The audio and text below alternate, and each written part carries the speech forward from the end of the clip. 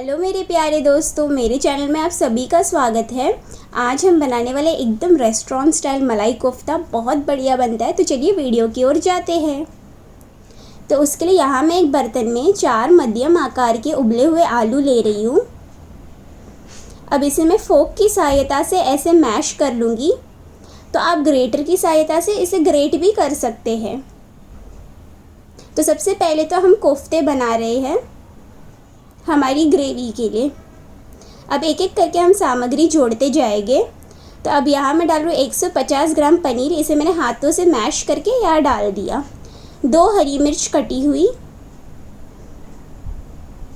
1 inch अदरक का टुकड़ा कुचला हुआ, कुछ धनिया के पत्ते बारीकी से कटे हुए, 1 बड़ा चम्मच किशमिश कटा हुआ और 1 बड़ा चम्मच काजू कटा हुआ। इसे बहुत बढ़िया स्वाद आता है। आधी छोटी चम्मच गरम मसाला पाउडर, स्वाद अनुसार नमक, तो मैं यहाँ 1 छोटी चम्मच ही डाल रही हूँ।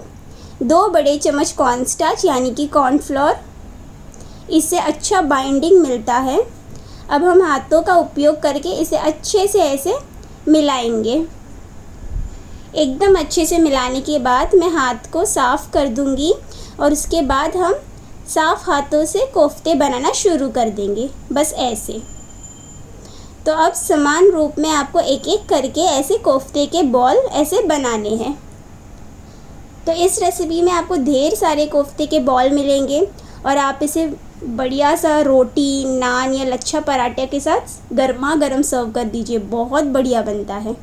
तो ऐसे ही करके आप सारे कोफ्ते बना लीजिए और बहुत आसानी से भी बन जाता है। तो दोस्तों, अगर आप मेरे चैनल में नए हो तो प्लीज़ मेरे चैनल को सब्सक्राइब कीजिए और मेरे चैनल को सपोर्ट कीजिए। तो हमें 18 कोफ्ते के बॉल मिल गए। तो चलिए अब इसे तलते हैं। तो दोस्तों, यहाँ मैंने एक फ्राई पैन में तेल डाला है। इस तेल को मध्यम आंच में गरम करेंगे। जैसे ही तेल गरम हो जाता है, बड़ी सावधानी से एक एक करके आपको ऐसे कोफ्ते के बॉल डालने हैं।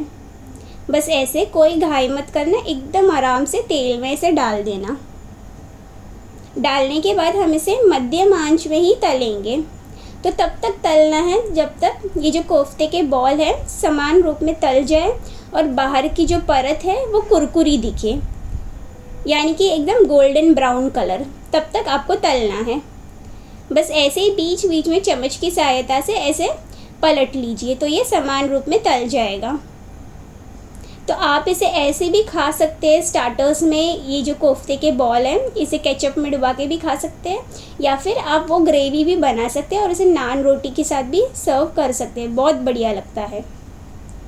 तो बस ऐसे ही पलटते जाइए और देखते ही देखते हमारा कोफ्ते का बॉल तैयार हो गया है।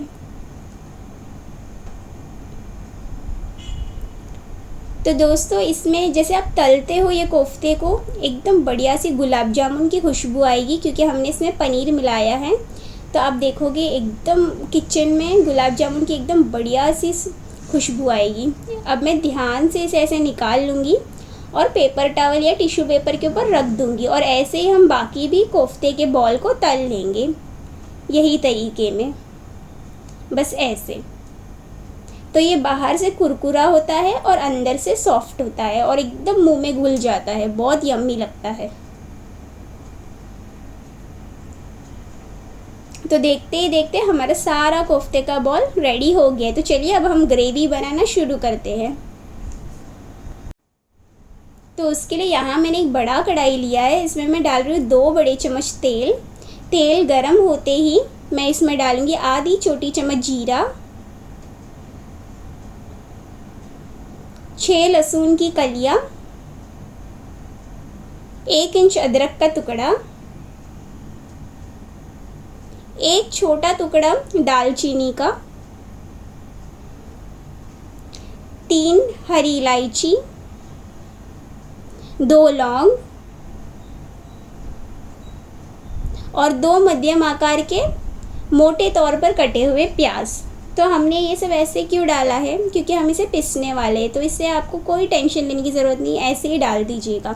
अब हम इसे 1 मिनट के लिए मध्यम आंच पर इसे ऐसे मिलाते रहेंगे बस 1 मिनट के लिए, उससे ज़्यादा नहीं।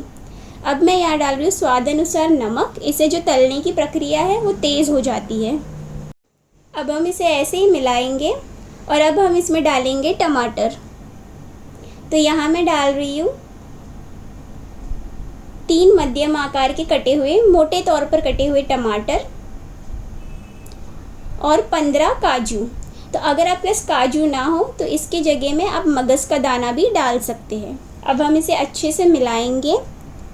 मिलाने के बाद हम इसे ढककर धीमी आंच में 10 मिनट के लिए पकाएंगे। तो काजू डालने से आपकी ग्रेवी में रिचनेस आती है और बहुत अच्छा टेक्सचर आता है और बहुत क्रीमी फ्लेवर आता है, यम्मी लगता है। तो अब 10 मिनट हो चुका है और हमारा टमाटर, प्याज सब कुछ अच्छे से पक चुका है। अब मैं आंच बंद कर दूंगी और हम इस मिश्रण का पूरी तरह से ठंडा होने का इंतज़ार करेंगे। याद रखना दोस्तों, पूरी तरह से ठंडा होने के बाद ही इसे मिक्सी में डालना। अब यहाँ मैंने एक बड़ा सा मिक्सी जार लिया है, इसमें मैं ये पूरी तरह से ठंडा हुआ मिश्रण डालूँगी। तो अगर आपके पास छोटा मिक्सी जार हो तो आधा आधा करके ही डालना, पूरा मत डालना। तो यहाँ मैं पूरा मिश्रण ऐसे डाल रही हूँ, बस ऐसे। अब इसमें हम डालेंगे 1 गिलास पानी और ढक्कन लगाकर एकदम बारीकी से पीस लेंगे। अच्छे से पीस लेना है तो ही आपको एकदम अच्छे से ग्रेवी मिलेगी। बस ऐसे ही आपको पीसना है। तो चलिए अब आगे की प्रोसेस के लिए जाते हैं।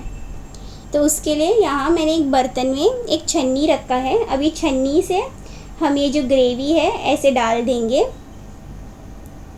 और अब हम एक चम्मच की सहायता से ऐसे मिलाएंगे। तो नीचे एकदम स्मूथ सी ग्रेवी जमा हो जाएगी और ऊपर सिर्फ ये जो रेशे कुछ है वो सब यहाँ पे रह जाएगी। तो हम इसे फेंक देंगे। अब चलिए हम मलाई कोफ्ता बनाना शुरू करते हैं। तो उसके लिए यहाँ मैंने कढ़ाई में 1 बड़ा चम्मच बटर डाला है। इस बटर को हम मध्यम आंच में पिघलने देंगे और ऐसे बीच बीच में ऐसे थोड़ा मिलाएंगे ताकि ये अच्छे से पिघल जाए। अब यहाँ मैं डाल रही हूँ 1 छोटी चम्मच कश्मीरी लाल मिर्च पाउडर। इसे बहुत बढ़िया रंग आता है। अब इसे हम बहुत फटाफट ऐसे मिलाएंगे और तुरंत वो जो ग्रेवी है उसे इसमें डाल देंगे। तो आपको ये जल्दी करना है वरना आपका जो कश्मीरी लाल मिर्च पाउडर है वो जल जाएगा, इसलिए आपको ये तुरंत करना है ये प्रोसेस। बस ऐसे ही ये ग्रेवी डाल दीजिए। अब फटाफट इसे ऐसे मिला लीजिए। तो देखिए एकदम स्मूथ सा टेक्सचर आया है हमारा ग्रेवी में और एकदम बढ़िया सा रंग भी आ रहा है। अब इसमें मैं डालूँगी आधा ग्लास पानी, बस ऐसे। अब हम इसे अच्छे से ऐसे मिला लेंगे। मिलाने के बाद हम इसे ढककर धीमी आंच में 10 मिनट के लिए पकाएंगे। तो 10 मिनट हो चुका है और हमारा ग्रेवी में एकदम बढ़िया सा रंग भी आया है। तो ये जो रेसिपी है इसे आपको सिर्फ नान, रोटी या चपाती के साथ सर्व करना बहुत मज़ा आएगा, बहुत स्वादिष्ट लगता है। अब मैं इसे अच्छे से ऐसे मिला लूँगी। मिलाने के बाद यहाँ हम डालेंगे आधी छोटी चम्मच गरम मसाला पाउडर, 1 छोटी चम्मच दानेदार चीनी, स्वाद अनुसार नमक। अब इसे हम अच्छे से मिला लेंगे, बस ऐसे।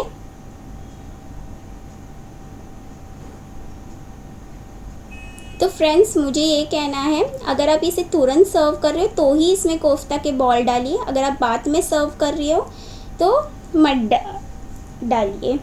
तो अब यहाँ मैं डाल रही हूँ 1 छोटी चम्मच कसूरी मेथी। इसे मैंने क्रश कर लिया था और यहाँ डाल दिया। अब इसे मैं अच्छे से मिला लूँगी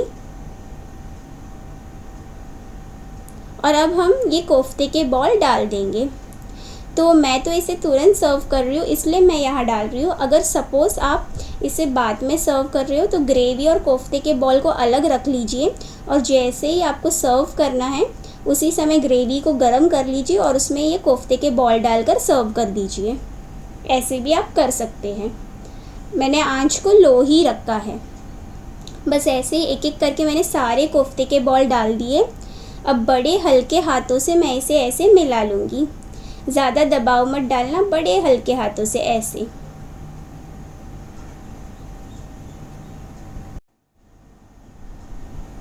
और बस थोड़ा सा ग्रेवी मैं इसके ऊपर से ऐसे डाल रही हूँ ताकि ये थोड़ा सा ग्रेवी को सोख ले।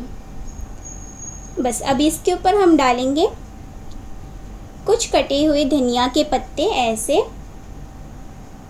और घर की मलाई। तो आप फ्रेश क्रीम का उपयोग भी कर सकते हैं। तो यहाँ मैं 2 बड़ा चम्मच मलाई ऐसे डाल रही हूँ, इससे अच्छा सा रिच सा लुक आता है। ये देखिए, और हमारा एकदम रेस्टोरेंट स्टाइल मलाई कोफ्ता बन चुका है। आंच बंद कर लीजिए और इसे गर्मा गर्म सर्व कर लीजिए। तो यहाँ मैंने सर्विंग प्लेट में रख दिया है। अब मैं वापस इसके ऊपर थोड़ा सा मलाई ऐसे डाल दूँगी, बस ऐसे, और थोड़ा सा कटा हुआ धनिया के पत्ते वापस ऐसे डाल दूँगी। तो एकदम अच्छा सा ब्यूटीफुल सा लुक आ जाएगा। इसे गर्मा गर्म बनाइए और गर्मा गर्म इसे नान, रोटी, चपाती के साथ सर्व कीजिए। और आपके अनुभव मेरे साथ कमेंट सेक्शन में ज़रूर शेयर कीजिए। और अगर आप ये चैनल में नए हो तो प्लीज़ मेरे चैनल को सब्सक्राइब कीजिए और मेरे चैनल को प्लीज़ सपोर्ट कीजिए। देखने के लिए धन्यवाद।